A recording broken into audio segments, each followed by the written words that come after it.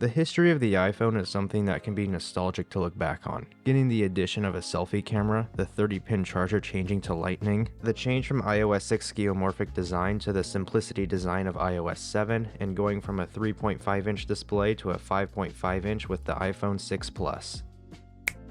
Without further ado, let's jump into building the first frame. To start things off, I first have to bend the metal tabs up to get the shadow box open.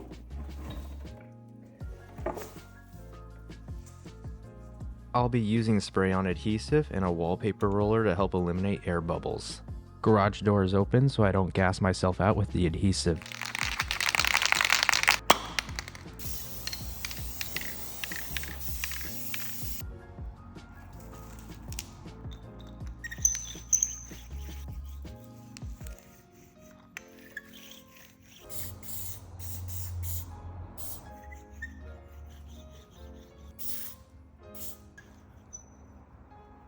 While we let this dry, we're going to head over to the workbench and remove the battery from every phone.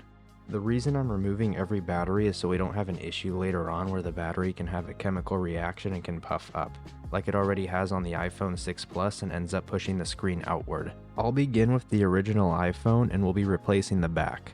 The replacement isn't in the best condition, but comparing the two, it's way better than what we currently have. As this is my first time opening up an original iPhone, I did struggle with it a bit. And I was previously aware that they are difficult to open overall. After a good amount of prying, I did finally get inside and began to remove the logic board. I ended up breaking the flex cable to the charging port right here while removing the logic board, partly because I'm not really being all that gentle as I have no intention for the phone to actually work. Originally, before taking it apart, it had a damaged screen and couldn't even hold a charge. If you were to replace the battery in the original iPhone, you would have to desolder it right here. But I'm gonna go ahead and snip the wires individually just to eliminate the risk of a short circuit on a lithium-ion battery. Now we can go ahead and reassemble it without the battery.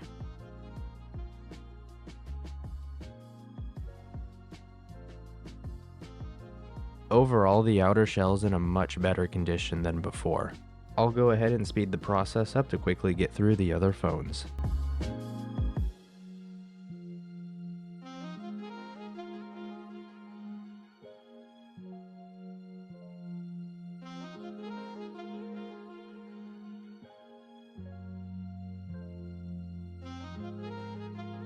The iPhone 4 already has its battery removed, as this is one I was originally going to refurbish and sell.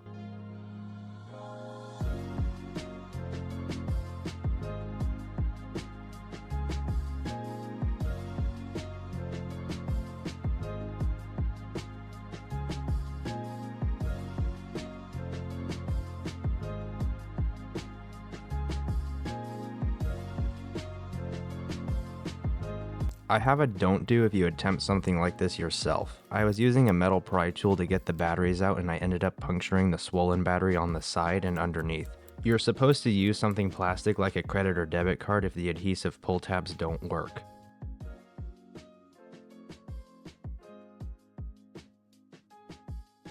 Here's all the batteries that have been removed and all the phones are right here ready to go. Now that everything is prepped and ready, I'll wipe down the phones first, then take some double-sided adhesive and stick them to the poster.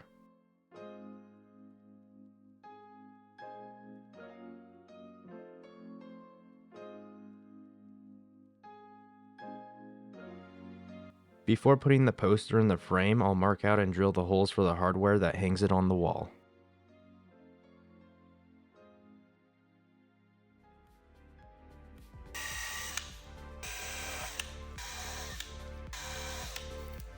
Once the poster is in, the metal tabs get pressed back into place. All that's left to do is screw in the hardware.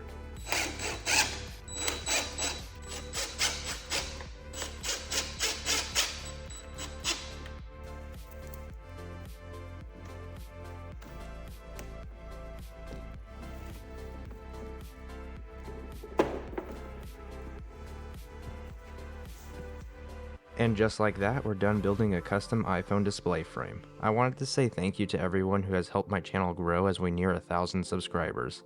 Be sure to hit the subscribe button to help me reach the first official milestone, as these videos are not cheap. I'll catch you guys next time.